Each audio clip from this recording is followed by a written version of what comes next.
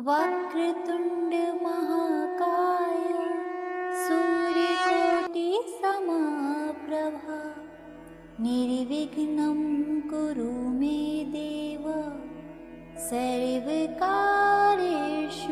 सर्वदा। आपका अपने चैनल आंजनी में स्वागत है। आज मैं आपको संकष्टी चतुर्थी की कथा सुनाने जा रही हूँ। यदि आपको ये कथा अच्छी लगती है तो कमेंट बॉक्स में गणपति महाराज की जय अवश्य लिखें और अपने चैनल आंजनेय को सब्सक्राइब करना ना भूलें और मेरे साथ वीडियो के अंत तक जरूर बने रहें ताकि आप इस व्रत की संपूर्ण जानकारी प्राप्त। सनातन धर्म में कोई भी शुभ कार्य आरंभ करने से पूर्व गणेश जी का स्मरण किया जाता है। सबसे पहले गणपति पूजन होता है। गणेश जी से प्रार्थना की जाती है कि कार्य सुमंगल रूप से हो। ऐसे अनेकों पर्व भी हैं जो केवल गणपति जी की को ही समर्पित है। इन पर्वों में भक्तजन गणपति बप्पा का व्रत करते हैं, उनकी पूजा अर्चना करके मंगल की कामना करते हैं। इन्हीं व्रतों में से एक है संकष्टी चतुर्थी का व्रत। संकष्टी चतुर्थी प्रति माह की कृष्ण पक्ष की चतुर्थी तिथि को मनाया जाता है। पूर्णिमा के पश्चात की तिथि को संकष्टी चतुर्थी कहा जाता है और अमावस्या की बाद की चतुर्थी विनायक चतुर्थी होती है। इस प्रकार एक वर्ष में संकष्टी चतुर्थी के लगभग 12 से 13 व्रत होते हैं। मान्यता है कि जो भी यह व्रत करता है प्रथम देव गणेश जी उसके सभी कष्ट हर लेते हैं। तो आज की इस वीडियो में हम आपसे बात करेंगे संकष्टी चतुर्थी व्रत कथा एवं पूजा। वैसे तो संकष्टी चतुर्थी के विषय में अनेक कथाएं हैं, परंतु इस वीडियो में हम आपको सबसे प्रचलित कथा के विषय में बताएंगे। आइए जानते हैं कैसे हुआ संकष्टी चतुर्थी व्रत का आरंभ। भक्तों, यह उस समय की बात है जब भगवान विष्णु और लक्ष्मी जी का विवाह निश्चित हो गया था और विवाह की तैयारियां चल रही थी। विवाह का निमंत्रण गणेश जी के अतिरिक्त सभी देवताओं को भेजा गया। सभी देवगण एकत्रित हुए।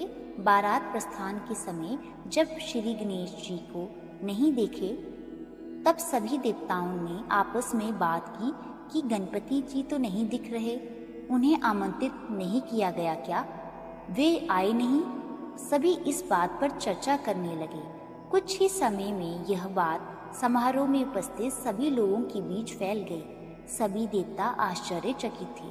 फिर सबने भगवान विष्णु से गणेश जी की उपस्थित न होने का कारण पूछा।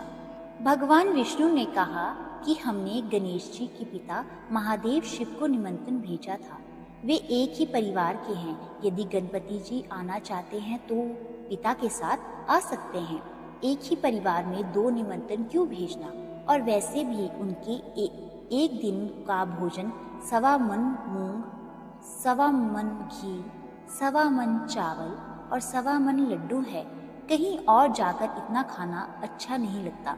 इसी वार्तालाप के चलते उपस्थित जनों में से किसी एक ने सुझाव दिया कि यहाँ वहाँ भी गए तो उन्हें यह कहकर द्वार पर बिठा सकते हैं कि वे मूषक पर बैठकर बहुत धीमी गति से चलेंगे, इसलिए बारात में बहुत पीछे रह जाएंगे। इस सुझाव पर भगवान विष्णु समेत सभी ने सहमति दी और फिर गणेश जी को बुलवाया गया। कुछ ही देर में गणपति जी आ पहुंचे। फिर उन्हें समझाकर द्वार पर बैठा दिया गया और सभी देवगण बारात में चले गए। इतने में नारद जी आए।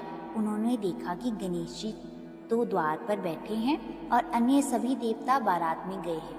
पूछने पर गणेश जी ने उत्तर दिया कि मेरा बहुत अपमान हुआ है, मुझे यहाँ द्वारपाल बनाकर बैठा दिया गया है।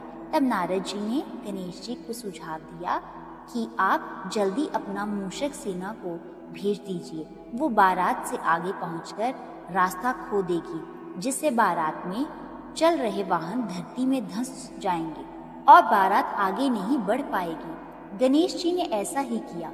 उधर बारात में चल रहे वाहन के पहिए धरती में धंसने लगे। पहियों को निकालने का बहुत प्रयास किया गया, परंतु सभी प्रयास असफल रहे। साथ ही पहिए टूटने भी लगे। किसी को समझ नहीं आ रहा था कि क्या किया जाए। तब नारद जी ने सभी से कहा कि गणेश जी का अपमान हुआ है, इसी कारण यह सब हो रहा है।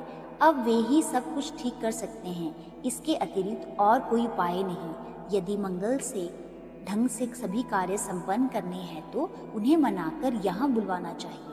तब शिवजी ने नंदी को गणपति को बुलाने के लिए भेजा। जब नंदी गणेश जी को लेकर आए तब उनका सम्मान पूर्वक पूजन किया गया। इसके पश्चात वाहनों के पहिए धरती में से निकल आए। परंतु अब एक और समस्या थी कि जो पहिए टूट गए थे वो कैसे ठीक होंगे। वहाँ पास ही खेत में एक मजदूर काम कर रहा था।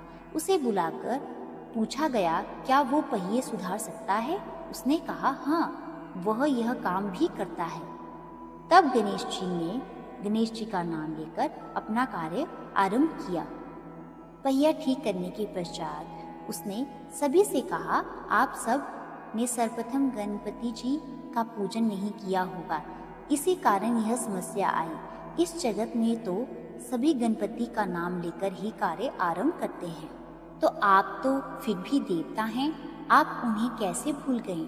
अब आप सभी लोग गणेश जी की जय बोलकर आगे बढ़ जाइए, कोई समस्या नहीं आएगी। गणेश जी विघ्नहर्ता हैं, वे सभी की समस्या को हल लेते हैं। और गणेश जी की जय बोलकर बारात वहां से आगे बढ़ी। विष्णु और माँ लक्ष्मी का विवाह संपन्न हुआ और सभी प्रसन्नतापूर्वक घर लौटे और भक्तों तभी से संकष्टी चतुर्थी मनाई जाने लगी। इस दिन बहुत से लोग व्रत करते हैं। वक्रतुंड संकष्टी चतुर्थी 2024 की शुरुआत 20 अक्टूबर 2024 को सुबह 6:46 से होगी और इसका समापन अगले दिन 21 अक्टूबर 2024 को सुबह 4:16 पर होगा। इस दौरान चंद्रोदय का समय की बात करें तो इसका समय रात को 7:54 पर होगा। संकष्टी चतुर्थी का उपवास और पूजन कैसे किया जाता है? सर्वप्रथम सुबह जल्दी उठकर स्नान करें और स्वच्छ वस्त्र धारण करें। गणेश जी की प्रतिमा को स्नान कराएं। यदि आपके पास प्रतिमा नहीं है अपितु चित्र है तो उसे स्वच्छ वस्त्र से पोंछ लें। अब गणपति जी की प्रतिमा को फूलों से सजा लें। पूजा में मोदक, गुड़, तिल, पुष्प, तांबे के कलश में जल, धूप, चंदन, प्रसाद के लिए फल, नारियल आदि रखें। आप गणेश जी को तिलक लगाकर मिष्ठान और फल एवं पुष्प अर्पित करें। संध्या में यदि संभव हो सके तो फिर से स्नान करके भोजन बनाकर गणपति जी को अर्पित करें और संकष्टी व्रत कथा का पाठ करें। पाठ करके गणपति जी की प्रार्थना करें कि आप कोई भी कार्य आरंभ करने से पहले उन्हें अवश्य स्मरण करें और वे आपकी सभी विघ्नों को हर लेंगे। इसके पश्चात गणेश जी की आरती करके सभी को प्रसाद बांट दें और स्वयं भी ग्रहण करें। और भक्तों, इस प्रकार आपका संकष्टी चतुर्थी का व्रत पूर्ण होगा। इसी के साथ हम आपसे विदा लेंगे। मिलते हैं अगली वीडियो में। धन्यवाद। बोले जय गणपति महाराज की जय हो।